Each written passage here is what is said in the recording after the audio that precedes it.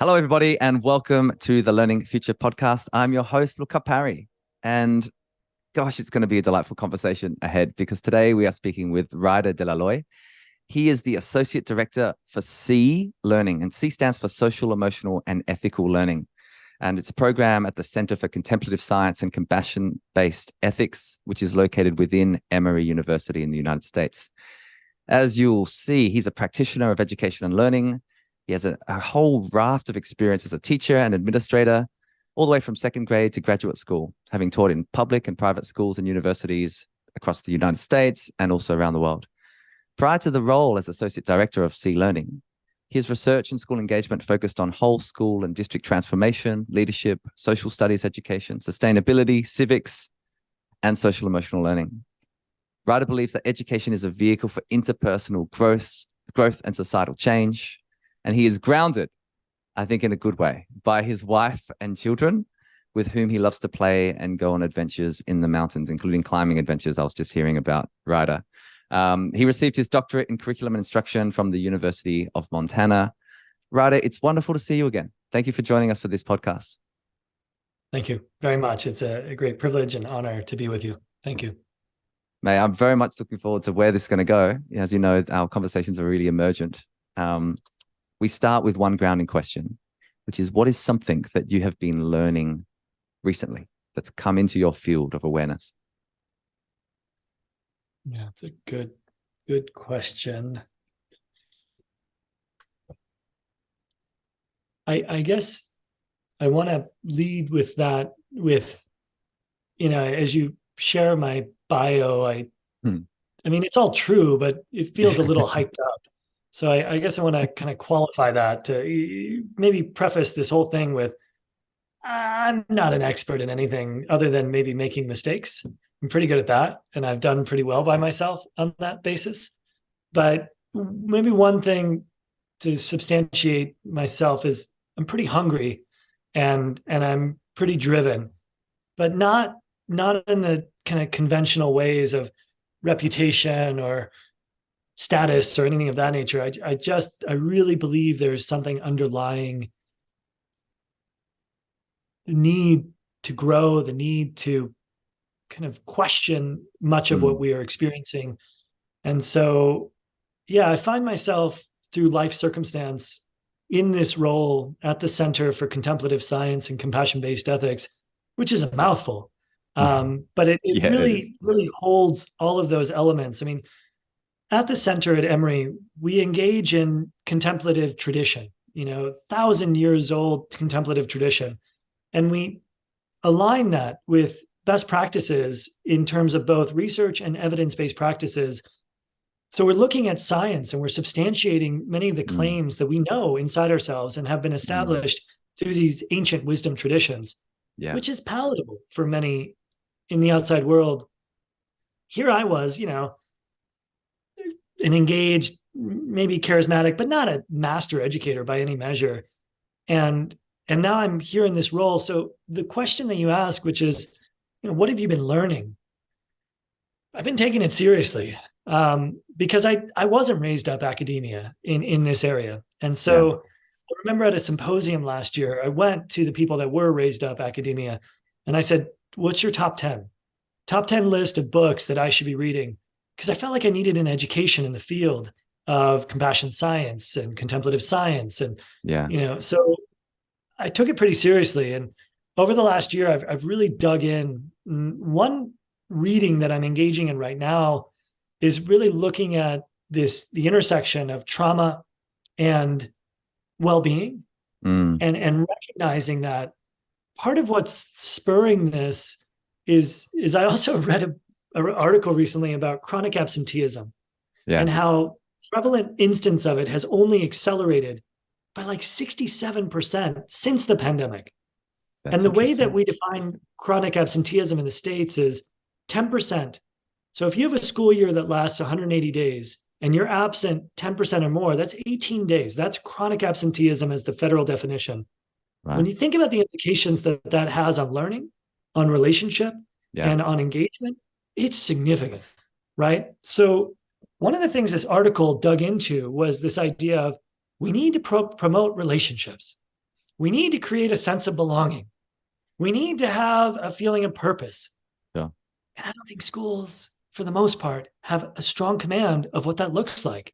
And so, there feels to be this window of opportunity as we're learning this, as we're engaging with it, that compassion science is a vehicle by which we can cultivate relationship. And I'll add this other piece, and then I'll turn it over to you for any kind of thoughts within that. Yeah. There's another book I've been digging into called The Good Life. And The Good Life is about the Harvard Adult Development Study. Yes. And this development study spans 80 years, and it looks at factors of well-being. So every year they do an extensive multiple-hour survey. Every second year they do health screenings, very, very rigorous health screenings. The third year they do in-person interviews. Not only do they have the original 1,000+ participants, but now, because it's in its third generation, family members and so forth and so on. There are also longitudinal studies on adult development or human happiness, human well-being, studies in New Zealand, studies in Europe, studies so forth. And resoundingly, the conclusion of all of these studies with the huge array of data is that when they ask the question, what is the good life? What is human flourishing and what is well-being? They continually come back to relationship. Yeah. That relationship is the strongest determining factor amongst class, amongst health, amongst wealth, amongst race, amongst all of it. Relationship, the ability to cultivate positive relationships leads to human flourishing. I'm talking longevity, right? People that live longer, which is something we all want. If you come back to compassion science and you think about the implications of that, life sucks. You are constantly being thrown things that cause you to be put on your ass. It's hard, it's difficult, it's uncomfortable, and there are an array of issues that continually undermine your well-being. The skill set of relationship is compassion. It's the ability to lean in when people need help as opposed to push away. It's the ability to attune and to have empathetic concern as opposed to an ego response. Yes. Your capacity for relationship, your capacity to expand your circle of concern is human flourishing. Yeah. And if we can train teachers and students in compassion studies, compassion science as a skill set, I think we can alleviate those issues of chronic absenteeism. I think we can alleviate those significant deterrents that we're facing in our school setting. So I guess that's what I've been thinking about recently. Mate, fantastic. Clearly, clearly, if you tell me deeper, Matt, there's so much that we can talk through there. Let's start with compassion science, because I would say that many people listening understand what compassion is, but haven't got a background as you do in the scientific exploration of what might be that emotion or that action. And so just take us into that world somewhat, because I think the thing that I'm so fascinated by is the synthesis between, let's say crudely, the East and the Western traditions. For example, modern psychological study, positive psychology movement that Seligman, popularized, etc. But then beyond that, kind of the well-being science field. And of course, well-being in my journeys and travels is such a critical component of educational leader thinking at the moment. It always has been, but of course, post-COVID and everything else, be it absenteeism, be it mental health, be it social cohesion, be it the age of anxiety. I mean, there's so many interesting aspects there. So give us a bit of a rundown on compassion science. Just, what do you mean by that? What do we know categorically through some of the studies are of benefit towards our longevity? And by the way, big fan of The Good Life and the work of the study. I remember watching the TED talk. We share it through our work. Like the quality of our relationship, the quality of being, that being such a critical component of a great school, a great classroom. Yeah, a happy person. A happy person.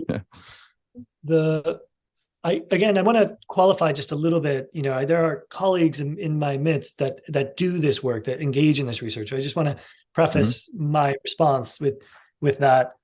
The area of compassion science, let me hold a little space for the emergence of the field, and then we'll get into some of the specifics. But this is not a one-off in the context of Emory University.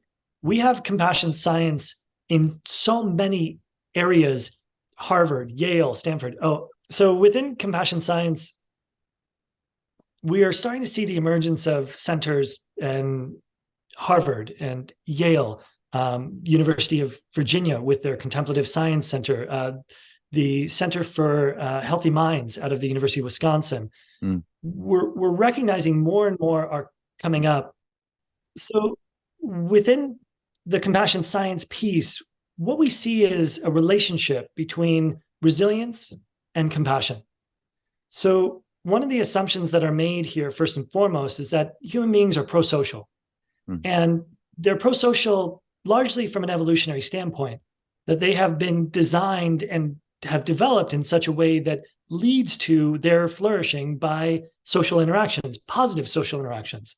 Yeah. And so one of the things that underpins compassion science is evolutionary biology. So really looking at the traits, the dispositions, and acknowledging that it's not survival of the fittest, it is survival of the kindest, right? These pro-social connections lead to reciprocity, right? So one of the researchers that we draw from is a primatologist from Emory University. His name is Frans de Waal, and he looks at reciprocal relationships. So in 7,000 instances of grooming behavior with bonobos, what was observed was the high likelihood of food sharing events as a result of that. So the bonobos that groomed each other shared food with each other. Yeah. And that kind of makes sense, right? We have reciprocity. From there, one of the things that has been contributed on the part of what we call the Nalanda tradition, which is a tradition, the Indo-Tibetan Buddhist tradition, that looks at we can use our rational minds, we can use our evolutionary heritage of the prefrontal cortex to now extend our circle of concern. So instead of just the bonobo that grooms us, but it could be others, right? So there's a fascinating study done with Manchester United fans. I think this is really important stuff. Oh, how interesting. Oh, yeah, I'm sure some fans are probably listening to that. or could really agitate and dysregulate some people. So however this shakes out, I apologize, but nevertheless. So they bring together some Manchester United fans and they set the stage for them to be primed to be a Manchester United fan, right? You love Manchester, I love Manchester, go Manchester. And they say, oh, can you please finish the rest of the survey, walk across campus and complete it? As they walk across campus, having been primed as a Manchester United fan, they see a person who needs help. And that person happens to be wearing a Manchester jersey. 92% of the time they help them out because they're my in-group, that's my person. We bleed blood, the red blood together, right? Yes. And so second person comes in, they are primed equally as a Manchester fan, and they walk across campus. This time they see a person needing help, but they're wearing a Liverpool jersey. Ooh, bit of a problem on that one, right? They're not even human, they're subhuman. I'm not going to help you. So only 30% of the time do they help out the Liverpool fan. Interesting. Third person comes in, equally Manchester fan, equally primed, walks across campus, sees a person with no jersey. And again, only 30% of the time do they help them out. Okay, we know that. It makes sense. We have in-group bias. We have in-group association. We have caring, compassion responses. Redo the study. New people, equally Manchester fans. Bring a person in, but instead of priming them to be a Manchester fan, we prime them to be a fan of football, the great sport. A sport that unifies us, a sport that brings us together.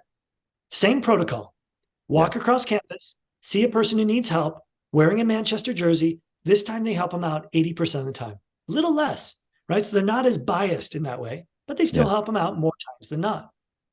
Second person comes in, primed to be a lover of football, but they're a Manchester fan. When they walk by the Liverpool fan this time, they help them out 70% of the time. Oh my gosh. When the study does the third person and they're primed to be a football fan and they walk past an unbranded jersey, they only help them out 22% of the time. What has not happened with these individuals is 8 weeks of cognitively based compassion training. What has not happened, which is our compassion training program for adults, what has not happened is years of contemplative practice. What has not happened is, being a part of the adult development study. What has happened is priming to extend the in-group association, to shift the bias from being a fan of Manchester to being a fan of football. that study alone conveys that we are compassionate and pro-social. What we need in order to achieve that, though, is it's very difficult to be compassionate and pro-social when you're dysregulated. It's very difficult to be compassionate and pro-social when you don't have compassion for yourself. And so we recognize that the precedent causes for compassion for others is resiliency strategies. And I'll highlight one and then I'll turn it back over to you for thoughts. That's great. Yeah, no, I'm loving this, Ryder. Really good. So there was an app that was created. Richard Davidson, the University of Wisconsin, references this often in his work. In that app, there were two questions that populated. One that said, "Are you paying attention?" And the second one that said, the first question, forgive me, was, "What are you doing?" And the second question was, "Are you paying attention?" Right. And this app would populate these two questions throughout the day. And what they found is that 47% of the time, people were not present with what they were doing. In and of itself, I've heard this data. Yeah. It kind of makes sense, right? It's not really that problematic. Mind wandering is a good thing. It leads to creativity. It leads to all these other great things. But the one problem of mind wandering that is consequential is that it leads us down one of our other very strong evolutionary traits, which is negativity bias. So we have a tendency to ruminate about the things we can't control or the things we can't change. So a future that is outside of our control or a past that we can't change. And we amplify that, we exaggerate it, we create something that isn't valid, and then we ruminate upon that. That trait undermines our well-being, erodes our resilience, and causes us not to be capable of reciprocating compassion or engaging in compassionate responses, whereas we know that that is our human flourishing. So those two pieces for me would be a brief summary of resilience and compassion. I'll end with this, which is compassion is not a vestige. It's not a pithy quote that exists on a wall. The way that we define compassion at the center is the desire, the ability to alleviate the suffering of others with tenderness and care. Those require certain skill sets. It requires skill sets of expanding our circle of concern. It requires skill sets of engaging critically, because handing that $20 bill to, the drug addict may not be a compassionate response. So we need systems thinking and discernment. We also need the ability to have our nervous system regulation so that we are capable of doing that. So the compassion science is a holistic approach to human well-being and essentially human flourishing. Mate, so interesting. Oh man, the study on the football, the priming. I mean, I have a bunch of questions that I want to tap into. One reflection is that this priming piece is so critical for our work in education and schools, even positive priming, right? Where we can get a collective moment of levity before we launch into something, and how that can unlock creativity, for example, within a group, or to create the in-group themselves, but to expand that in-group to be humanity, right? Or the community, or the whole school community, as opposed to my and that piece. I'm really interested in a couple of things. One is in regulation. You talked about dysregulation. I want you to take us into, I don't know, psychophysiological coherence, whatever, however you might talk to it, right? About how do you know when you're regulated? Because I think anyone listening to this podcast would be, one of the great challenges is to stay regulated in a world that is screaming at you for your attention consistently. And of course, has that, if it bleeds, it leads, negativity bias baked into media, constantly triggering our fear-based response. So I better have a look at that, So I wonder about that. And the other question I have is kind of about the self-compassion piece. I think when a lot of the schools that we work alongside, these amazing educators just talk about just the sheer pressure that young people feel and often place on themselves to be perfect, or, in a world where it's all about being augmented now cognitively through machine learning and AI, but also aesthetically through Instagram, any kind of photo sharing application, cloud plus AI, the whole thing. So I wonder about those two pieces, one on regulation and the second on self-compassion, and what kind of models or what you've seen in, what really works to build that resilience. Because I know that every single learning setting is kind of asking themselves these questions as well. Yeah, no, thank you. Those are both really important questions. Regarding self-regulation,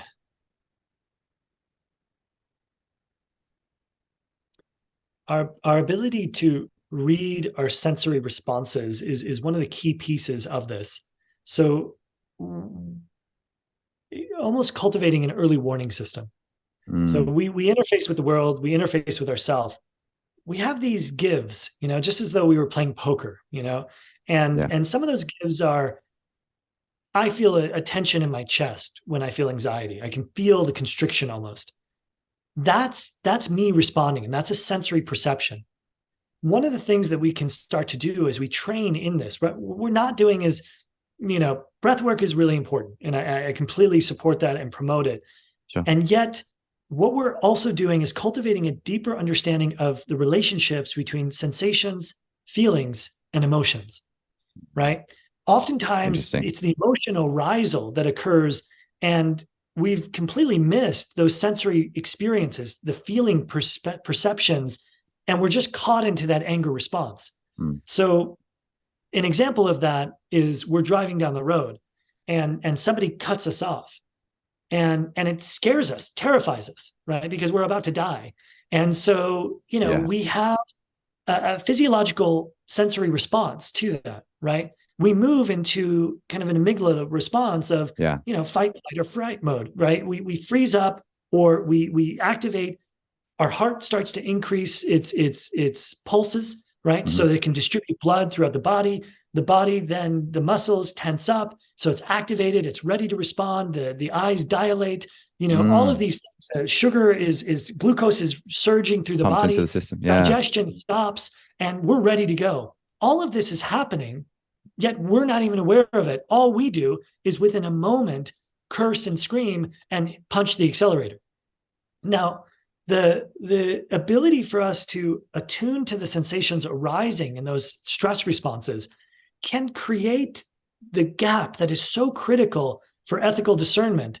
And that is between the stimulus and the response. It's in that space that we have agency. And Viktor Frankl, one of the fathers of love this psychotherapy, psychiatry, really highlights that. So this doesn't have to be just an Eastern tradition piece, right? We know this. The greatest mistakes we've made in our life is when we lack that ability to have space or control between the stimulus and the response. The same thing arises in that situation where we get cut off. If we're not in control of our body sensations, of our feelings, and thus our emotions, it will lead us to behaviors that is maladaptive and antithetical to compassion. For example, we punch the accelerator. Now, when we punch that accelerator, we neglect the fact that we may have passengers in the car. We neglect the fact that there are others on the road. We neglect all of these things, and we end up causing harm to ourselves and others. Whereas if we can cultivate sensory response, we can take a beat, we can regulate our nervous system through different strategies, and then we can employ the most significant muscle of our body, our rational thinking, and reappraise the situation. Nice. Whether it's true or not, we could tell ourselves, oh, that person may be having the worst day of their life. That person may be late to their wife's pregnancy or have giving birth. That person may have all these other things, thus shifting our relationship with the experience and creating a compassionate response within non-harm, right? So the ethic of non-harm is compassion in and of itself, and it brings it back around to the full science scope, but it relies on common humanity, right? Expanding our circle of concern. It relies on these tools. So that would be nervous system regulation. Now coming to your question regarding self-compassion, I want to qualify something before I respond to that, which is in the field of education, we have a lot of people that are incredibly compassionate to their students and to others. And they give so much. And so I don't want to present it as though self-compassion is reliant or causal to compassion for others, because we've seen instances of incredible acts of compassion for others and then really vicious lack of self-compassion and very self-judgment. That's right. Self-criticism and so forth, but yet they give everything. Absolutely. The problem is that without the cultivation of self-compassion, it leads to another significant phenomenon that is just gutting education around the world, and that is burnout, right? So one of the things that arises in the practice of compassion is there's an entry point into compassionate responses, which is empathy. So empathy activates in the part of the brain that is very similar to pain. So when your student or when your partner or when your dog feels pain, you feel pain. The ability to cultivate compassion shifts that towards an aspirational, an engaged, or a motivational basis. So it arises on a cognitive, there's three aspects of compassion: cognitive, aspirational, and motivational. When that happens, it can much more easily be sustained indefinitely. Whereas one of the things that's very important in the practice of and the cultivation of self-compassion, which you brought up a key thing that I've actually confronted directly in my own life with my own kids and observing, it's this idea of, body image, right? These false perceptions of Instagram and what Instagram holds, and the fact that those aren't even real people or real things. It is complete construct. I was in Colombia, and I was in this small rural village, and we were looking at this bulletin board of C-learning, social emotional ethical learning, because we were looking at what they were doing in terms of their programming. Yeah. And the kids responded in these little posters of what is happiness for them. And I remember looking at it because they were kind of layered on top of each other. There was not enough board space, and there were tons of kids responding to this. There was a picture of a girl, a shapely girl, looking at herself in the mirror in her underwear. And I was like, what is that doing here? And it threw me. It's like, what's going on there? And when I read it, which is my minimal Spanish, I was able to read, this girl wrote, because of self-compassion and C-learning, I now have the tools to love myself as I am. Oh. And I was just like, holy crap, that's it. For some girl in a very, very machismo culture of Colombia, where, in quinceañeras, when girls turn 15, it's now becoming common practice to get a butt job. Wow. This group was able to see herself as she was by primings, these tools of self-appraisal. So, recognizing certain strategies of analytical contemplative practice within self-compassion, such as human beings make mistakes. That's what human beings do, right? So you can hold that. Or mistakes are a pathway for learning and growth. Every mistake I have had has been a vehicle for that. So that growth mindset, Carol Dweck, Gabrielle Ottingen kind of work. But then also, I can't control every external factor. And just holding that in an embodied way. And let me just add one kind of curriculum example, because we're educators. And then I'll turn back over to you. We're engaging in a curriculum integration model right now with C-learning. And one of the best examples that I really love related to self-compassion pertains to Romeo and Juliet. So in the United States, almost every ninth grade kid, 14-year-old kid, reads Romeo and Juliet. They read archaic prose. Some of them get it, some of them don't. Either way, it's a sufferfest. And so what we're doing is we're taking C-learning, and we're taking three learning experiences related to self-compassion: how to define it, what it is, certain practices, certain activities, certain reflections. And we set the stage for that unit. The kids don't do anything else with Romeo and Juliet. But at the end of the unit, having done those self-compassion learning experiences, they look at their final assessment and they receive a prompt, a written prompt, comprehension prompt. And the question asks this. It says, when Juliet finds Romeo, how would the story have changed if she were able to cultivate self-compassion strategies? Wow. So the kids write, and they think about it, and they talk about it, having been primed to this, knowing this, having applied it maybe to themselves over those 3 learning experiences. And they respond to that. And it becomes much more relevant and much more authentic. And then we do the real zinger, which is we break the fourth wall. And in the very next prompt, we ask them this: how would the story change for you the next time you get a B on your calculus exam, the next time you miss the winning penalty kick, if you were able to cultivate strategies of self-compassion? Wow. And I'm going to broach a very sensitive topic, but it's one that has plagued me my entire career. And in the Flathead Valley of northwestern Montana, where I live, we don't have just suicide ideation. We have suicide contagion.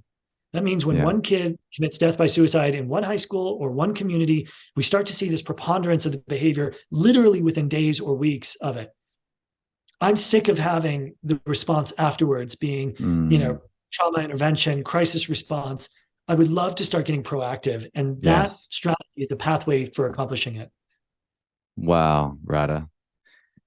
Oh man, I'm just so struck by what matters most, and I think the work that you and I both do through our unique contributions is about that humanizing aspect, like the fully human aspect of, I mean, I'm just still stuck with the reflection from that young woman in Colombia. I now have the strategy to love myself as I am.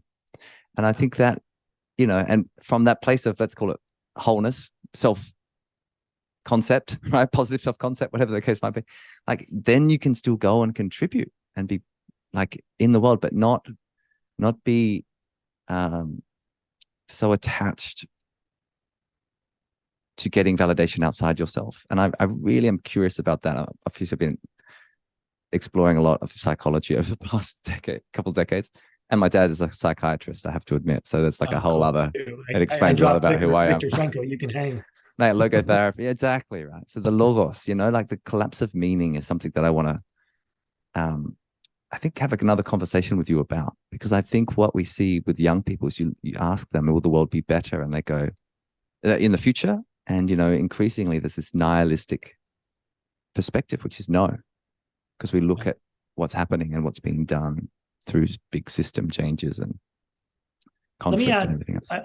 I want to let you prompt a quick thing, but I want to add one thing Sure. that is both terrifying and very personal. Yeah. After we saw each other in Helsinki, I went to Stockholm for the Interdevelopment Goals Summit. Great. And I was asked to speak on a panel. I told them, I've got my kids with me, so how does that play? And they said, would they be willing to share? Oh, interesting. What's interesting about that point is, excuse me. Yeah. My daughter's 10 years old. She's in 5th grade. She's prepubescent. And when she referenced how C learning is shaping her, immediately where she went to was body shaming. At 10 years old, she's experiencing this. And because of the tools that she's developed within C learning, she's able to at least use a strategy of self-talk. Yeah. Right? Positive self-talk, just as you referenced, like she's able to hold that and substantiate that. And what was wild is women and men in the session applauded as though it was some great revelation, and I think that's an important insight that younger and younger kids are experiencing this. And the other brief insight to that point, and I don't know if this spurs anything further, if you had something else, but when I was starting my career as a district administrator, I went to a local superintendent and I asked him a question, kind of a mentoring question. I said, what's the biggest issue you're facing in your school district? And I was waiting to hear budget. We just don't have enough money, too few resources. But that's not what he said. What he said to me was something that was terrifying and has stayed with me my entire career. And that is the instance of extreme behavioral issues with younger and younger kids. Yeah. That's the thing that is rocking schools. And so, until we can address that, from a 10-year-old girl having body shaming issues to young children that are uncontrolled violence. Another piece of work that I've been reading is by Nadine Burke Harris. She was the former Surgeon General out of California. And she really made the connection definitively between adverse childhood experiences, trauma, and behavioral. And the stat that I want to throw to you is a child who has 4 ACEs scores, which is, parents had substance abuse or, neglect or divorce or so forth. Those are all 1 ACE score. Yeah. A child who has 4 or more of those, and there's only a list of 10, has 32 times more likely to have behavioral issue within schools. 32, not 3.2. Yeah. 32 times, 3,200% more likelihood of having behavioral issues just through that alone. And until we're addressing the elephant in the room, we're going to constantly be chasing this issue. Yeah. Mate, it strikes me that our paradigms are unequipped to even respond appropriately to that, let alone be preventative. The ACE, the adverse childhood experience work, I think is so critical. And one of our incredible colleagues, Dr. Amy Fabry, is our director of early years, and she's joined us a few months ago. And she's just so on mission saying, we have to, I know you're working on this, but you have to understand the early years, 90% of brain development, 0 to 5, and I actually think, I don't know, I think we sometimes shy away from this because it sounds a bit fluffy, but like we talk about self-therapeutic models or, psychological support, or social workers, but I think we always need to be talking about healing in our work collectively, like collective healing. And I think the restorative justice work that many great schools use, for example, is partially that modality. Like, it's like, how do you actually, if you've had these experiences, how do you heal so that you can regulate? I mean, I think this is where we're going to have a part two, because we've covered so much ground that let me make a quick connection to restorative please. practice, if that's okay. Yeah, sure. Because it's an important qualifier. I helped bring restorative practices to my school district, and I was really proud of it. I really felt like it was a significant move towards shifting culture and approaches to student behavior, student discipline, student relationships. Yeah. With that, restorative practices relies on a protocol. You sit kids down, you go through those questions, you use a talking stick, and you work through things. But what I realize now is the lack of pre-work that was done with restorative practice. For example, we never taught kids how to do mindful dialogue. Yeah. I never taught kids how to regulate their nervous system. We sit them down, they just got into this huge fight. They're completely dysregulated with this experience. And we haven't built the anticipatory or the prerequisite skills. I also haven't taught them on how to cultivate shared common humanity with the person who just beat them up sitting across from them. So again, great point. Schools are so limited in time and training resources, and we're looking for these solutions. We're looking for these fixes. But until we can substantively dig in and understand it's about the development of these competencies and skills on the part of kids, we're always going to be a little shy of that solution, that resolution that we're looking for. I don't know if that resonates or makes sense to you. No, absolutely it does. Absolutely it does. And I think it's just one of the features of like hard-working educators right now and the data is, there are so many that are on the verge, if not experiencing burnout. And there are so many that are doing incredible work, sometimes despite, not because of the kind of system conditions. And that's, I think, comes to the core of our work at the Learning Future, through Karanga, through C Learning, whatever the contribution to the preferred future that we want. Wow, mate, I've got a whole page of notes, which is wonderful. We spoke about compassionate science. You delved us into that. We talked about regulation, mindful dialogue, reciprocity. The study about priming, I think, is so interesting. And when you think about how do you expand that circle of concern and compassion through that, regulation, dysregulation, co-regulation, there's a whole piece of work there that, again, I think it really support and equip educators to be able to do their work really well. Piece on burnout, the idea of common humanity, non-harm, adverse childhood experiences, suicidal contagion, negativity bias, and ethical discernment. So not bad, mate, for 35. Yeah, we've got. Yeah, I feel pretty good. I mean, it feels good, mate, really good. For someone who is failing a lot, as you would say, and learning a lot. Therefore, I'd love the final question just to be, based on all of that landscape that we've covered today, what is the essence that you want to leave us with through, your work as a school leader, as an educator, now as a researcher, and as a program director at Emory? What's your take-home message for us? Yeah, I'll take just a moment for reflection.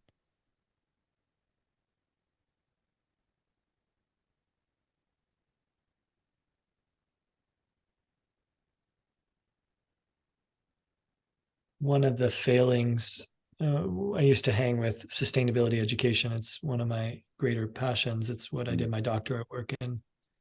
And I think one of the failings of sustainability education, climate education, was that they use scare tactics to try and shape behavior. And I think we need not to do that in this situation. We've talked about the urgent need and the dire conditions. We know that, we live it, I mean, it's the human experience. And school is an impossible reality. You've got kids with such incredible needs. You've got very limited community resources. Of course, it's going to be challenging. Of course, it's going to be difficult. It was always difficult right from the onset, regardless of the pandemic, pre and post. So I think what I do want to highlight is just these are skills that can be learned. These are skills that can contribute to the well-being of you and your students.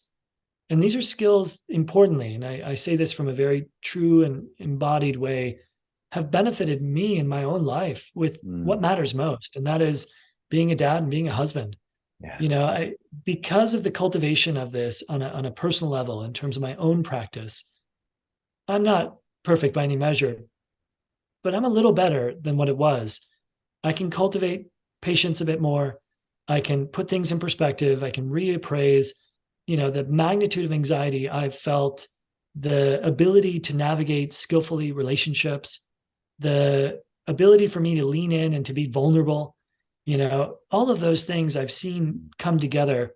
Yes. And I feel confident that these skills, and whether it's C-learning, social emotional ethical learning, or our adult program, cognitively based compassion training, there are so many high quality programs. And I firmly believe that we all rise with the tide. And so if you're interested in bringing this into your schools or into your personal life, there are many strategies there. And importantly, there are communities of practitioners that have created a structure for you to do that. So I guess I have hope.